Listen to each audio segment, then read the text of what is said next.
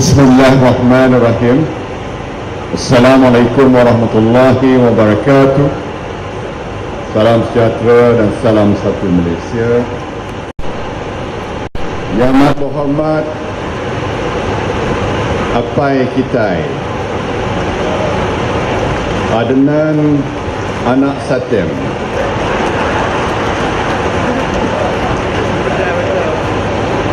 dan Datin Sri Jamilah. Yang Berhormat Datuk Seri Ahmad Syabrici, Menteri Pertanian dan Industri Asas Tani. Yang Amat Berhormat Dibesar Pahang Perlis. Yang Berhormat Datuk Patinggi Tan Sri Alfred Jabu, Timbalan Ketua Menteri. Yang Berhormat Menteri-Menteri, Persekutuan Negeri, Timbalan-timbalan menteri, ahli yang berhormat. Seterusnya wakil-wakil Satuan Peternak, ladang dan nelayan. Seterusnya tuan-tuan dan puan-puan yang saya hormati sekalian. Alhamdulillah, hasrat kita untuk bersama-sama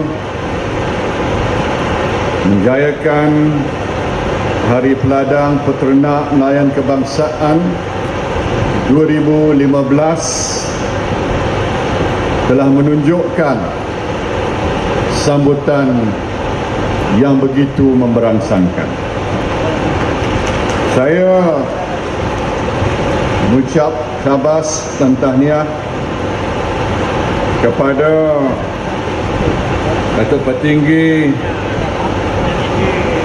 Haji Adnan Satem, Ketua Menteri Sarawak, dan Yang Berhormat Menteri Pertanian dan Industri Asas Tani kerana berjaya mengadakan Hari Peladang Peternak dan Nelayan peringkat kebangsaan untuk kali ke-40 di bumi Kenyalang ini.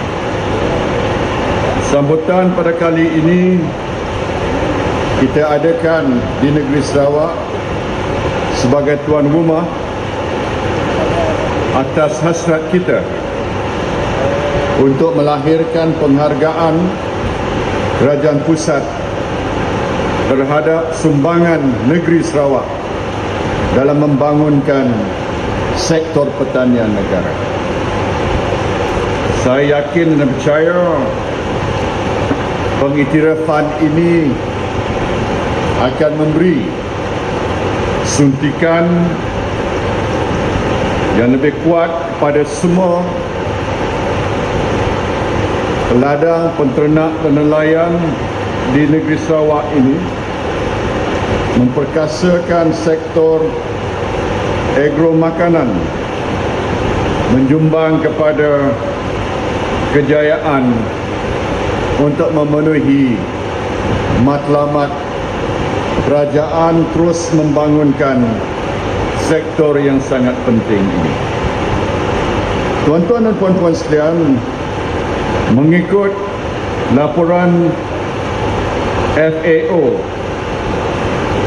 menjelang tahun 2050, jumlah penduduk dunia dianggarkan mencapai 9.6 bilion berbanding dengan 7.2 bilion sekarang ini. Jika tahap pengeluaran makanan tidak ditingkatkan kepada 60% dari jumlah yang dihasilkan sekarang, dunia akan mengalami kebuluran yang agak serius. Pada masa ini, mengikut laporan yang sama, lebih kurang 800 juta rakyat dan manusia di dunia tidur waktu malam dengan kelaparan Dengan ini berarti bahawa soal food security ataupun jaminan bakalan makanan merupakan salah satu daripada cabaran besar yang perlu ditangani oleh dunia. Selain daripada ancaman ganasan dan fahaman ekstrim dan perubahan iklim ataupun climate change, saya anggap bahawa food security ini adalah satu aspek yang perlu diberi perhatian yang amat serius oleh dunia. Ini mudah kita fahami kerana kalau kita bayangkan apa akan terjadi jika para petani berhenti daripada menanam padi atau para nelayan tidak turun ke laut menangkap ikan. Sudah tentu negara akan mengalami keadaan yang amat sukar. Pada masa ini, dalam keadaan hari ini juga, kita masih mengalami defisit sebanyak lebih kurang 17 bilion setahun.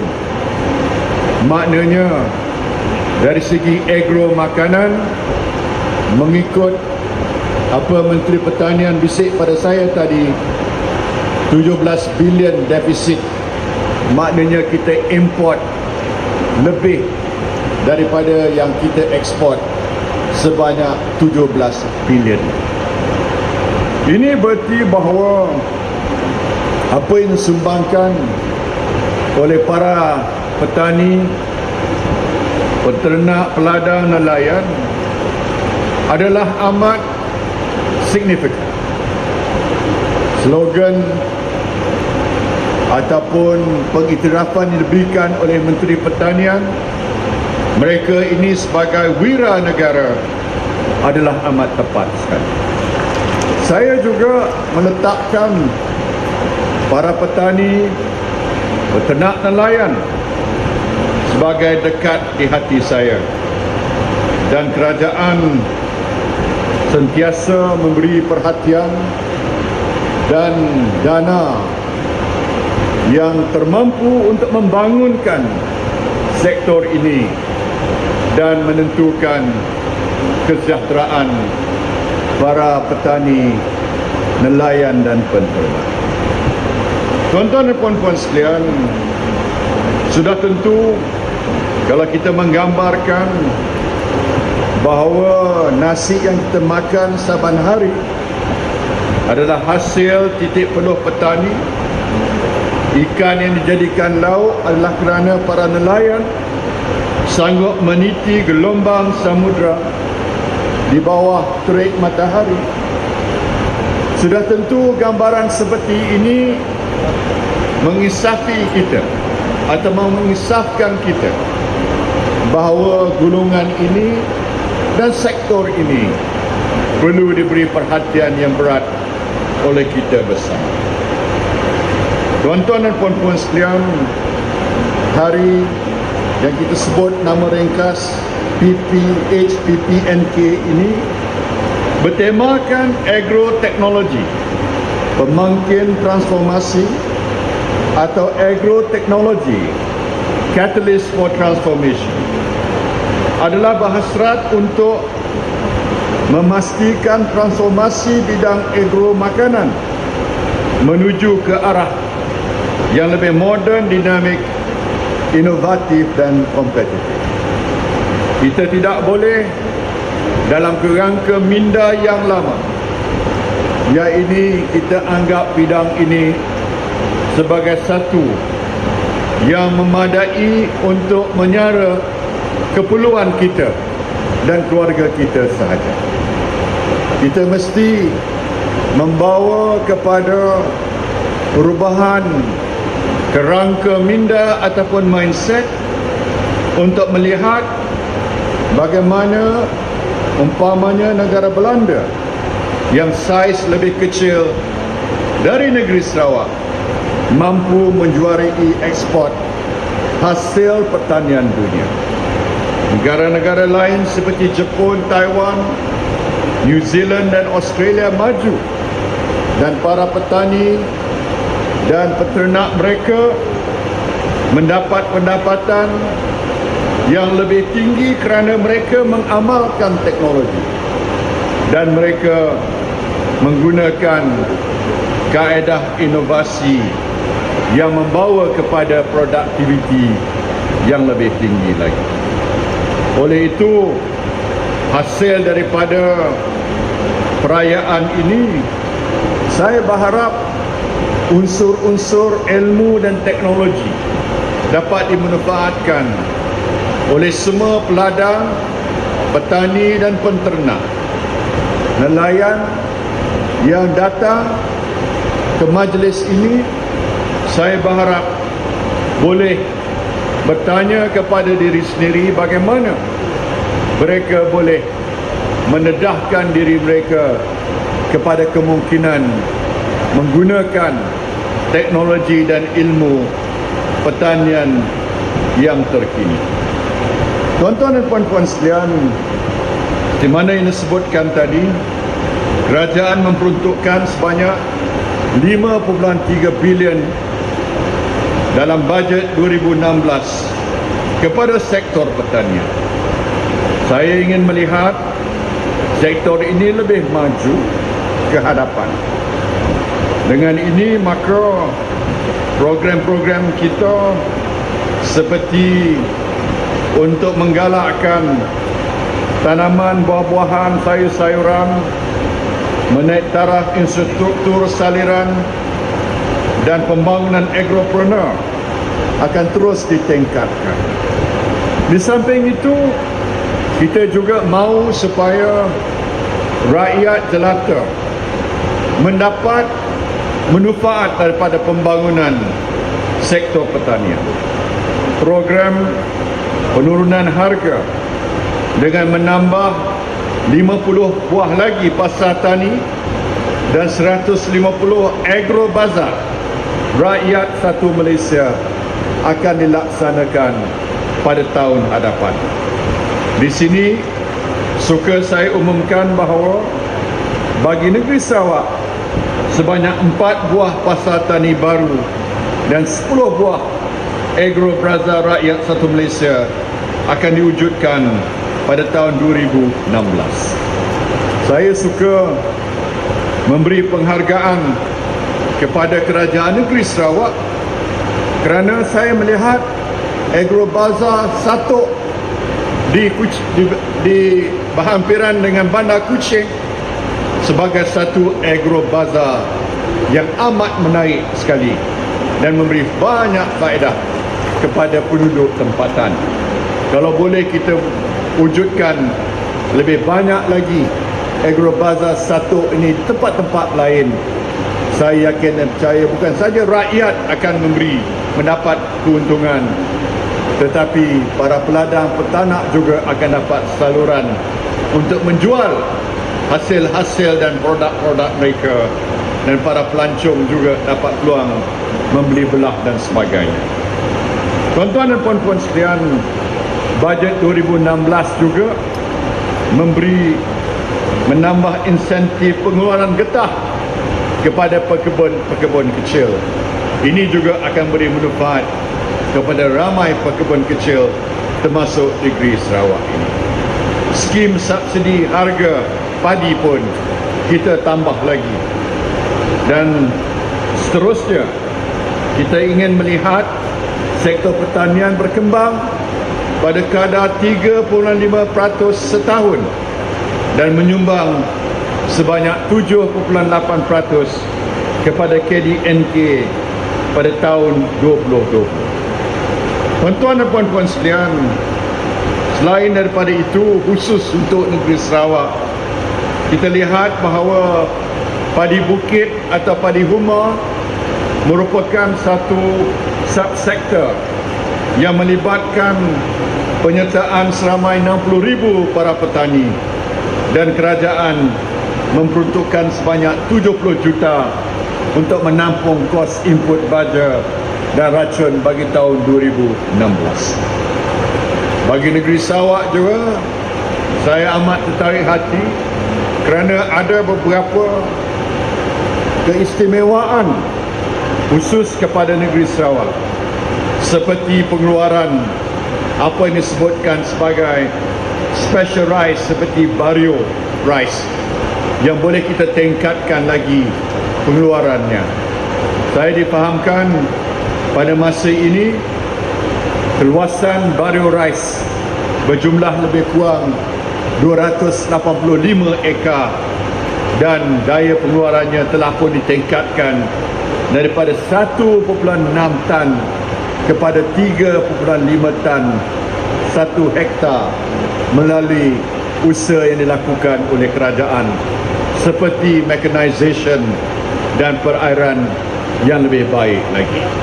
Apa yang saya harapkan bahawa kategori special rice ini, selain daripada Bario rice, bajong dan biris ni, dapat kita tanam dengan lebih meluas lagi, sebab demand daripada konsumer adalah tinggi untuk mereka mengguna pakai ataupun memakan apa yang kita sebut sebagai kategori special rice ini, dan harganya lebih tinggi daripada beras biasa. Jadi kalau kita boleh tanam lebih banyak lagi special rice ini, pendapatan para petani kita juga akan bertambah. Saya juga berharap bahawa penyelidikan akan terus kita tambah. Umpamanya, saya telah beri sedikit peruntukan untuk R&D pengeluaran ikan empurau secara lebih besar-besaran, dan ini sedang kita laksanakan sebab ikan empurau ini harganya luar biasa. Jadi kalau kita boleh keluarkan lebih banyak lagi hasil ikan empurau tetapi tetap pertahankan keasliannya, maka ini satu lagi produk yang boleh menambah pendapatan para nelayan dan petani kita. Begitulah juga ikan terubuk dan juga tanaman-tanaman lain seperti Integrated Highland Agricultural Development. Kawasan-kawasan bukit, kawasan-kawasan tinggi di Sarawak ini boleh jadi kawasan Cameron Highland kedua dan Kundasang kedua dalam negara kita. Ini potensinya amat tinggi lagi. Jadi tuan-tuan dan puan-puan, itulah perkara yang saya harap dapat kita beri perhatian supaya sektor ini akan terus maju. Saya ingin memaklumkan bahawa kerajaan sedang membina sebuah kompleks perikanan di Tanjung Bakor dengan peruntukan sebanyak 250 juta dan ianya dijangka siap pada tahun 2017. Kompleks pendaratan ikan juga akan dibina di Beladin dengan kos sebanyak 21 juta dan dijangka akan siap pada tahun hadapan. Tuan-tuan dan puan-puan sekalian, kita berharap bahawa tanaman lain juga akan terus dikembangkan. Bekalan daging juga satu bekalan yang penting, tapi kita mengalami defisit yang besar. Boleh diberi perhatian supaya daya pengeluaran seperti ini dapat dikembangkan lagi. Pendek kata, tuan-tuan dan puan-puan sekalian, hasrat kita, aspirasi kita untuk menjadikan Malaysia sebagai sebuah negara maju adalah juga berasaskan kepada sektor pertanian yang dapat kita majukan ataupun dapat dimajukan seiring dengan kemajuan-kemajuan yang dicapai dalam sektor-sektor yang lain. Potensinya amat besar, tetapi ia memerlukan usaha yang begitu gigih oleh semua pihak, sebab dia tidaklah begitu glamorous seperti sektor-sektor yang lain, kecuali bila Menteri Pertanian bercucuk tanam tadi nampak glamour sikit lah, dengan topi, dengan cermin mata gelap dia. Tapi sektor pertanian ini memerlukan usaha yang lebih gigih. Tetapi kalau kita berusaha dengan bersungguh-sungguh, dengan apa yang dilakukan, pemberian diberikan oleh kerajaan, saya percaya potensinya adalah amat besar sekali. Saya ucap terima kasih kerana ramai yang hadir pada hari ini. Yang pertamanya, di kota Semarahan ini, saya tahu ini merupakan kubu kuat kepada kerajaan kita hari ini, dan saya juga melihat bahawa kawasan luar bandar di Sarawak ini adalah juga merupakan teras kepada kekuatan kita. Jadi kalau kita majukan sektor luar bandar di Sarawak, seperti mana saya masukkan dalam bajet 70 juta untuk membina rumah-rumah panjang yang baru sebagai pinjaman khas, saya harap dengan kemajuan yang kita berikan, kemudahan-kemudahan asas, jalan, api, air, sektor pertanian kita majukan, menunjukkan bahawa kerajaan Barisan Nasional adalah kerajaan yang sentiasa membela untung nasib mereka di luar bandar. Inilah yang kita nak sampaikan pada tuan-tuan dan puan-puan sekalian. Saya tak tahu bila tuan-tuan dan puan-puan boleh menunggu hari yang teristimewa nanti. Itu serah pada ketua APAI kita untuk menentukannya. Jadi sekali lagi saya ucapkan terima kasih. Mudah-mudahan majlis ini akan mencapai kejayaan yang sepenuhnya, dan terima kasih. Saya akan terus melawat negeri Sarawak, dan gambar saya ada di sini dalam buku. Ada tempat-tempat yang saya pergi, saya difahamkan ini rumah panjang Ulu Lacau. Inilah yang saya kena sebut pelan-pelan betul-betul, Ulu Lacau. Terima kasih.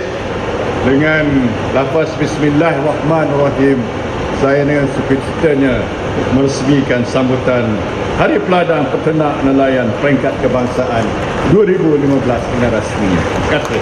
Assalamualaikum warahmatullahi wabarakatuh.